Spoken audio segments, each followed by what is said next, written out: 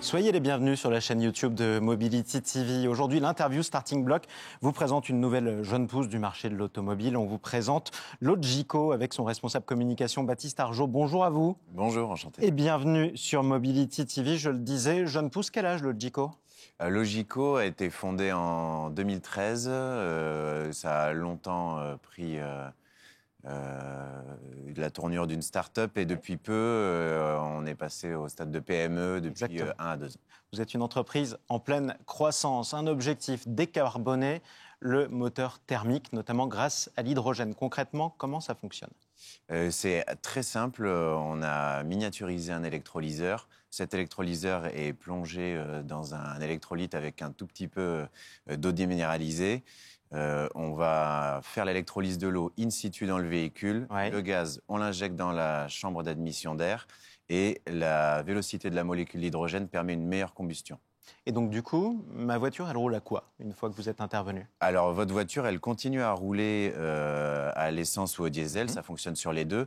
Par contre, le fait qu'on injecte ce gaz va permettre de nettoyer complètement le moteur et permettre une meilleure combustion. Je vais donc décarboner mon moteur et en plus, je vais moins consommer parce qu'on agit en pré-combustion exprès pour ne pas créer les polluants et pour avoir une meilleure combustion, un meilleur retour de flamme. Alors concrètement, ça permet d'abord de baisser la consommation de combien à peu près ? Dans quel ordre ? Alors ça va dépendre de votre véhicule. Un véhicule neuf, évidemment, on va baisser assez peu sa consommation, voire quasiment pas. Par contre, vu qu'il ne va jamais s'encrasser, elle n'augmentera jamais. Sur des véhicules qui sont beaucoup plus pollués, on a fait des tests sur différents véhicules. Ça a été jusqu'à 25% de consommation. Donc c'est substantiel. Donc c'est substantiel.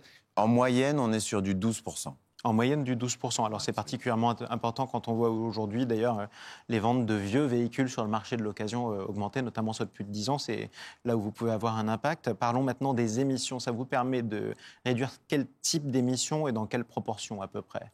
Alors, on va avoir différents types de réduction d'émissions, vu qu'on a la pollution locale et la pollution globale. On va arriver, par exemple, pour parler de faits réels, de tests réels, sur des camions de la société Aegis qu'on a équipés, qui sont des patrouilleurs sur l'autoroute A63 dans les Landes. On a réduit leur opacité de 98%. Ah oui. Donc, c'est assez conséquent. J'imagine que vous avez un objectif, si ça marche aussi bien. C'est notamment les véhicules plutôt utilitaires, ceux qui vont être typiquement situés dans les zones à faible émission, les futures zones à faible émission. Absolument. On souhaite que ce produit puisse être le produit de la transition écologique. Comme beaucoup d'entreprises, on a également un projet à plus long terme, mais ce projet-là de l'Hydrogen Injection System est vraiment fait pour démarrer la transition immédiatement, parce qu'on sait, avec le dernier rapport du GIEC, qu'il faut démarrer maintenant. Donc, ce qu'on a fait, c'est une proposition, le temps que les gens puissent avoir le pouvoir d'achat, de changer pour des véhicules plus vertueux, de ne pas jeter leur ancien véhicule et de s'endetter, et de permettre d'utiliser leur véhicule tout en polluant le moins possible. Exactement. Parce que le moteur qui pollue le moins, c'est celui qui n'est pas créé, donc utilisons les véhicules que nous avons aujourd'hui, mais de manière la plus vertueuse. Prolongeons sa vie, prolongeons sa durée de vie, tout en la rendant plus vertueuse. Si le véhicule pollue moins, normalement, il doit avoir une meilleure vignette critère. Pour l'instant, c'est un de vos chevaux de bataille. Absolument, c'est un de nos chevaux de bataille, absolument, on a mis ça en place avec la Fondation Solar Impulse dans leur livre prêt à voter.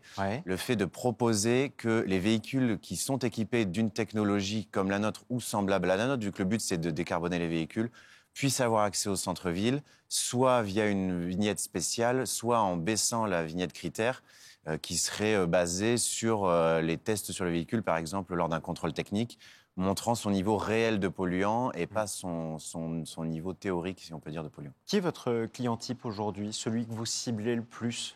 Alors, on a différents clients types. On va avoir les personnes qui ne vont plus avoir accès aux ZFE. Typiquement, on a des artisans qui viennent nous voir en disant « Nous, on a besoin d'avoir accès aux ZFE parce qu'on travaille dans les ZFE, mais nos véhicules sont polluants. Fait est que je ne peux pas changer mon véhicule pour passer l'électrique. Sauver mon Renault Trafic. Absolument, je ne peux pas changer, c'est trop cher.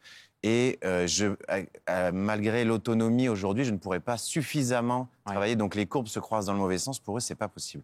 Donc on a différents cas comme ça, des camions frigorifiques, plein plein de cas différents. Les bus également, vu qu'on développe la technologie sur les bus, pour les centres-villes, etc. Vraiment sur cette période des 15 ans qui arrivent. Si je reprends l'exemple type du plombier qui a son estafette, qui ne veut pas s'en débarrasser, qui n'a pas les moyens d'en acheter une neuve et qui vient vous voir. Ça va lui coûter combien? Ça va vous prendre combien de temps à peu près? Alors, si c'est une estafette qu'on a déjà équipée, généralement, ça prend entre 1 et 2 heures. Ouais. Si c'est un véhicule qu'on n'a jamais équipé, ça peut prendre un peu plus de temps pour voir si on passe par-dessus ou si, comme on dit, on fait un montage déporté, il faut passer par-dessous le véhicule. Ça peut prendre un peu plus de temps. Donc, selon le temps que ça prend, ça influe aussi sur le coût, j'imagine, de l'opération? Alors, non, ça ne va pas influencer. Nous, en fait, on est un bureau d'études industrielles. On n'est pas garagiste. On va passer par des garagistes pour le faire. Donc, nous, ce qu'on fait, c'est qu'on recommande un certain prix aux garagistes aux alentours de 800 €. Mais derrière, on n'a pas de jeu sur la main-d'œuvre appliquée par le garagiste. Donc, on essaye de tout faire pour que ce prix-là sorte à moins de 1 000 €. Pour que ça soit rentable pour les gens assez rapidement. Effectivement, et là, ça permettra en plus d'équiper un grand nombre de personnes. Comment j'entretiens mon véhicule une fois que Logico lui a trouvé une solution pour le décarboner? Qu'est-ce que ça change pour moi? Alors déjà, ça change que, vu que sur ce produit que nous avons qui s'appelle la Blue iBox, nous ne séparons pas les gaz, on va garder la vapeur d'eau et l'oxygène qui va complètement nettoyer le moteur. Et on a vu sur les différents tests, si je reprends le cas d'Egis par exemple, qu'on a complètement nettoyé le filtre à particules, qu'on a complètement nettoyé la vanne Donc on va avoir complètement toute la chaîne de post-traitement nettoyée, ce qui évite des pannes coûteuses qu'on peut avoir sur des véhicules assez anciens. Et ce sont des pannes où tout de suite on va devoir dépenser 1 000 €. Donc vous baissez en plus mon budget d'entretien. Donc en plus, on va baisser le budget entretien vu qu'il y a un décalaminage qui est fait constamment dans le véhicule.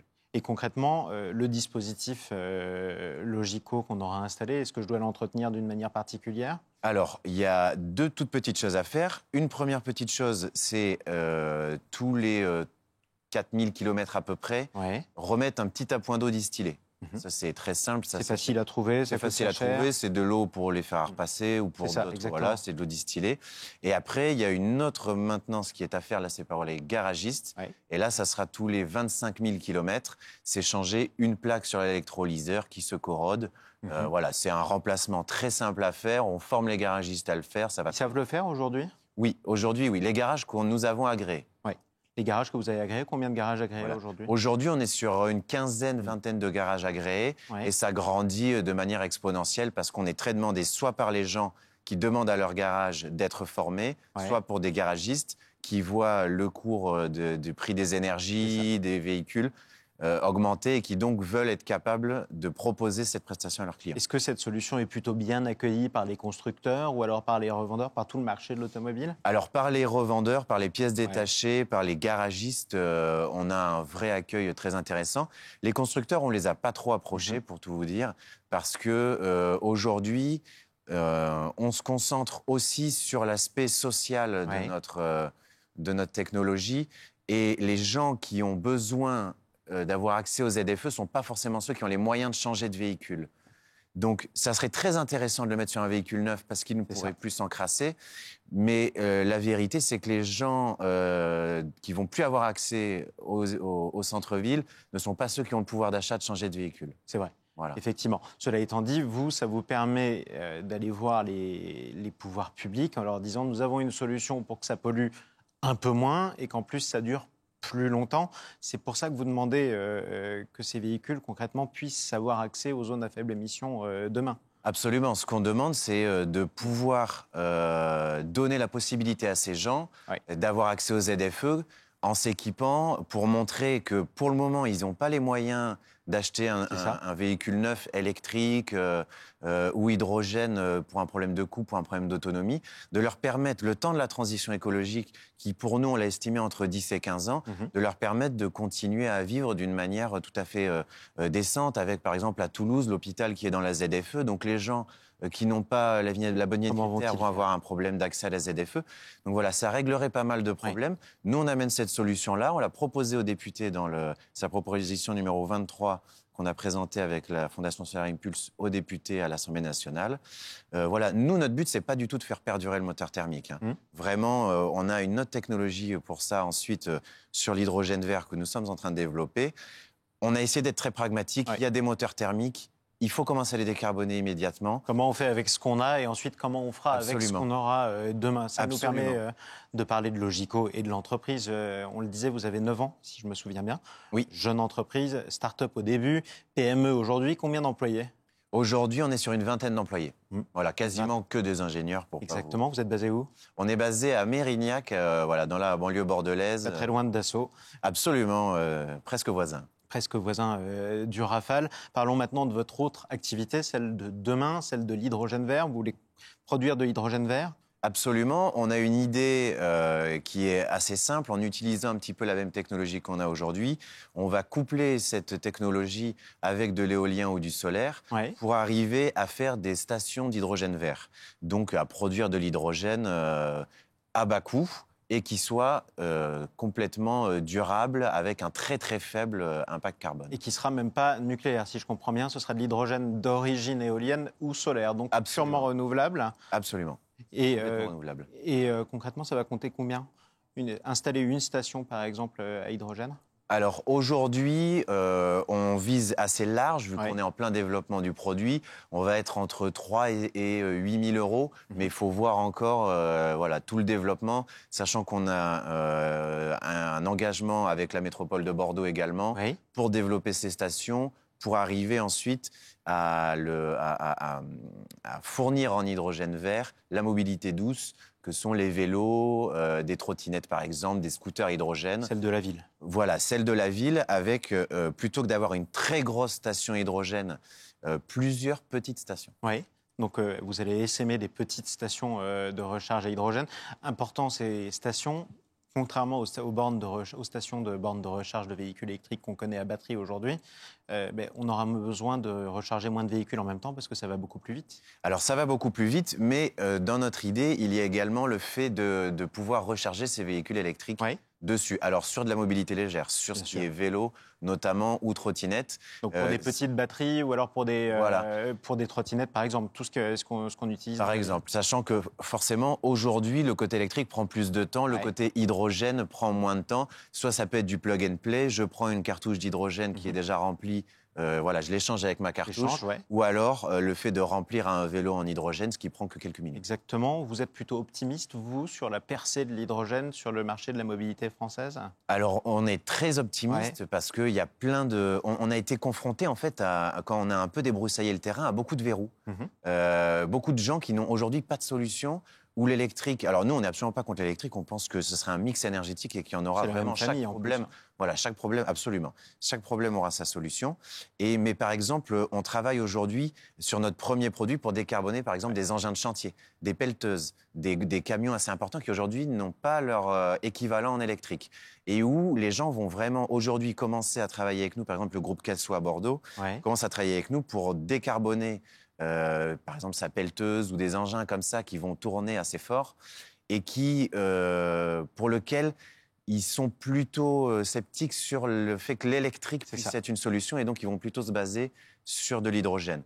On va avoir la même chose, par exemple, pour des groupes électrogènes.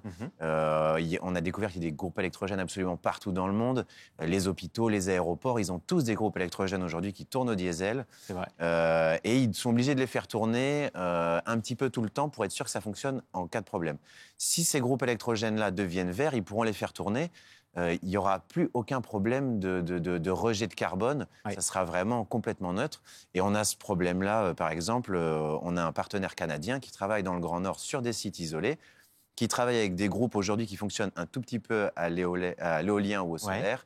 Mais dès qu'il n'y a plus ça, c'est du fuel ou du diesel qui arrive pour décarboner. Du lourd, effectivement. Concrètement, les véhicules qui peut-être seront ceux qui auront le plus besoin d'hydrogène, sont lesquels ? Sont ceux qui consomment beaucoup et qui donc videraient une batterie électrique trop vite ?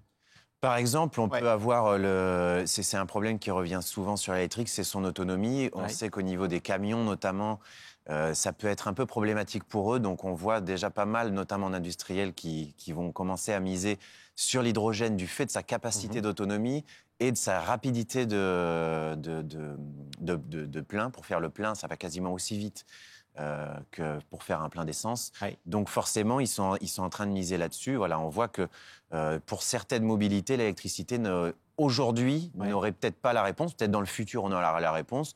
Peut-être qu'on aura des nouvelles batteries, tout ça. L'autre avantage en plus, c'est que ça nous rendrait moins dépendants de la Chine si on misait davantage sur l'hydrogène.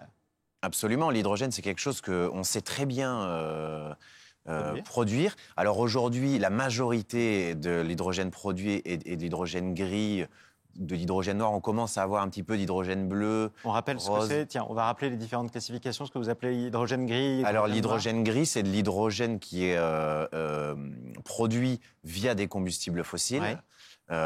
Voilà, l'hydrogène noir, c'est à peu près le même principe. C'est-à-dire qu'on va polluer pour produire de l'hydrogène. Voilà. Donc là, on ferait que déplacer le problème, ce qui n'est pas forcément très intéressant d'un point de vue du climat, d'un point de vue de la biodiversité. Ça ferait que décaler le problème, donc c'est pas très intéressant.